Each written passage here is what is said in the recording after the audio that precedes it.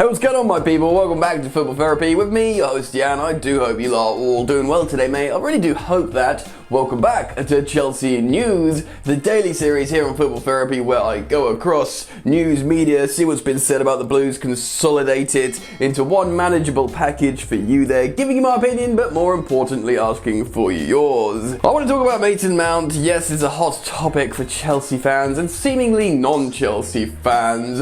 This fixation at Gareth Southgate and Frank Lampard love him, although they think he's a bad player. It's time I gave my opinion on this situation and the general perception of the young footballer. Also want to talk about some injury updates, Pulisic, Ziyech, Mendy, some more stuff's being said, and also I wanted to talk about Billy Gilmour, who's also coming back from injury, surgery, who looks set to maybe go on loan. Plenty of stuff to crack into today, but let me take this opportunity to let you beautiful people know that you should check out, oh yes, One Football. That's right, it's completely free off the bat, that's why you should check it out, but it gives you everything you need regarding your club side or indeed international side. Yes, it's still the international break, whether it's results, fixtures, statistics, lineups, transfer news, general news, it gives you alerts, updates, it keeps you completely plugged into the world of football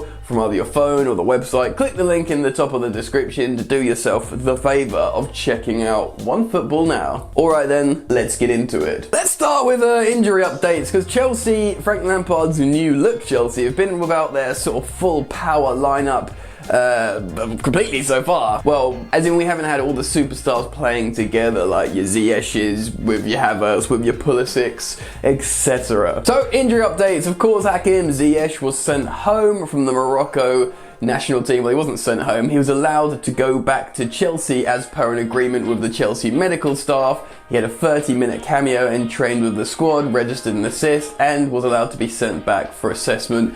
All came to pass, he's back at Chelsea, and as things stand, everyone expects that he will be good to go to make his debut at Southampton, against Southampton, in the Premier League for Chelsea next weekend. Fingers crossed for that one. Christian Pulisic is deemed fit, but whether he's match fit in Frank Lampard's eyes to start the match against the Saints, I'm not so sure. We'll have to see what happens there. Timo Werner obviously missed out on the action with Germany because he's been having flu-like symptoms. There's been no notification that he's got a positive test for the virus or anything, so hopefully he's just a bit under the weather and it's passing and he'll be ready to go against Southampton next weekend. Not enough information has been released about that yet, so we'll have to see what's the situation essentially. Mendy, of course, had that thigh injury and he had the scan and the update on social media, but I've read online that he might return in 10 days. So seemingly the situation with Mendy is he most probably will miss out on the game against Southampton, which would give Kepa Arrizabalaga an early opportunity to try and shine and stake a claim for the first team spot, for the starting spot in Frank Lampard's team. I mean, that might be a bit ambitious from one game after a new keeper's come in and looked very good, but it certainly is an early opportunity for Kepa to remind people that he's still here and he's still fighting. So we'll have to see what happens there. Now, young Billy Gilmour. I wanted to talk about Billy Gilmour because also he's recovering from surgery and he's looking pretty good at training at Cobham. It's going to be very difficult for Gilmour to get into this Chelsea side, which is disappointing if you consider how good he looked before the break last season, before the shutdown and lockdown or whatever you want to call it. Obviously consecutive man of the match performances against Liverpool and Everton. He looked superb, man. And to be honest, I think he could still be superb in this current Chelsea side, finding long diagonal balls to runners like Pulisic and Timo Werner, etc. But I completely understand there's rumours linking him to a loan move away in January. Since the window shut, he's had the opportunity to go on loan to, say, a championship club, but I think purely on the premise of him displaying such incredible quality against such high opposition in Ancelotti's Everton and Jurgen Klopp's Liverpool, you'd absolutely back him to get a Premier League loan, even if it's just for 6 months in the coming January transfer window. I'd like to see him like maybe go to like a Leeds type of team, do you know what I mean? Or who knows, maybe even at Brighton, someone who can just recycle the ball really quickly and move it around. I'd like to see that happen, but it's going to be a very difficult and not difficult sell, but quite a peculiar loan to just loan him out for 6 months in January, or half a season rather. Is it even half a season then? I'm not sure how the season's like chopped up anymore. I'm just so confused and lost. You see what I mean though, right? Anyway, I will of course keep you all posted with more information as it comes out regarding players going on loan in January or indeed being sold. Remember, Emerson, Alonso and others could still be flogged in the winter transfer window, but I'll keep you posted, so make sure you are subscribed to this channel and you keep it locked with that bell notifications icon selected, because it's important, man. If you want to get updated as soon as I upload, it is important. Alright, let's move on and talk about Mason Mount. So let's give you some tangible information about an international game yesterday. The England national team came up in a competitive game against Belgium, the world's #1 ranked international side.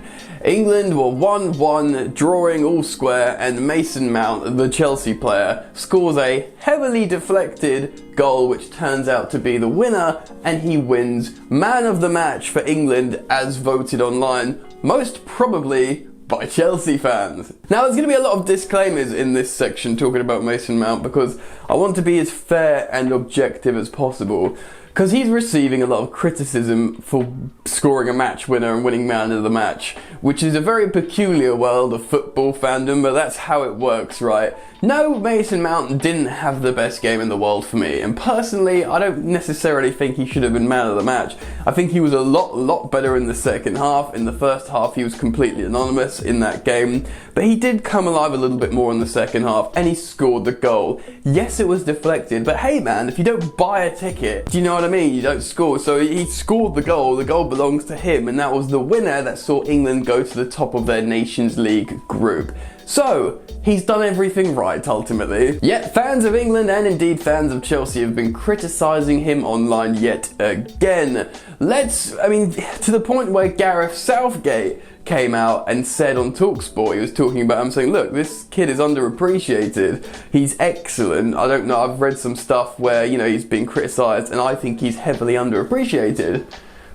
Which is probably true. Now, who is Mason Mount? He's a young player, 21 years old, that's gone on loan to a different country and played incredibly well over Vitesse, and he had to play his way into the team, and he ended up scoring a bunch of goals and assisting a bunch of goals. He went down to the slog in the Championship, played very well there, and last season, in his first season playing for Chelsea, he did better than Frank Lampard's first season for Chelsea as a player.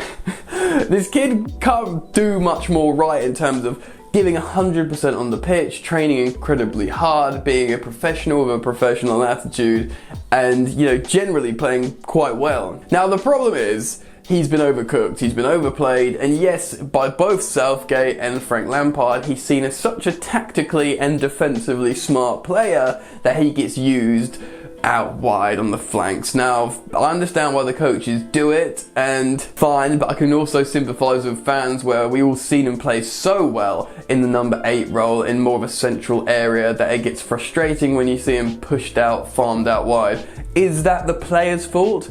Of course not. What he's doing is training very hard and making the coach select him anyway. Well, not making him, he's making it impossible for the coach to not select him. That's what's happening. The player himself loves Chelsea, he just wants to play for Chelsea and play really hard. So that alone, for anyone to say anything disrespectful to him or abuse him online is, just straight up unfair. But the truth is, he has got immense quality. He can score a long range goal, he can score a lovely long range free kick, he has got technical ability, he's got an assist in him, his off the ball work is immaculate, it's better than Pulisic, it's better than Hudson-Odoi, that's why he gets farmed out wide. Remember, Willian's off the ball work was very good, that's why all coaches at Chelsea liked him, including Frank Lampard. So his defensive nous and his work off the ball, whether it's pressing or blocking, passing channels, is second to none in the Premier League. So you understand why coaches want him, but he's got stuff to offer going forward as well. He's creative, he can score goals and free kicks etc. Maybe his positional versatility is a curse. If he didn't have that skill, he wouldn't be put out wide, and then perhaps Chelsea fans wouldn't abuse him so much. I think it's just the time I spoke about it, because it is unfair. I wanted to use my platform and basically use my voice regarding the situation of Mason Mount. I know, granted, it's a lot of people on football Twitter that, you know, don't really think about it. They just bully people and slander people all the time anyway, so you can't necessarily read too much into that. But it's just a little bit concerning. I feel like people need to be a bit kinder to footballers, especially young kids who just are trying very hard and being professional. Anyway, I've said my piece about this, man. I'm keen to get your thoughts and opinions if you respectfully debate. So get down in the comment section below and express yourself. I'll be down there having a look. Drop a like on the video, please, if you want to show your support to me here on Football Therapy. And of course, if you want to, subscribe if you're new. We're on that highway to 100k and it's incredibly exciting. So thanks for stopping by, man. Enjoy the football, and I'll see you later. You ain't so tough with that bad boy tuck. I'ma get it how I'm living, I'ma walk the walk. Outline my lines, I rap through thought. Body bag the verse, outlined in chalk. In my life seen trouble, hustle on the double. Silence on the trigger like my pick got a muzzle. Yo, chick like to guzzle, bad boy stay in trouble. I only love this paper, sorry I don't. I laugh me, bitch.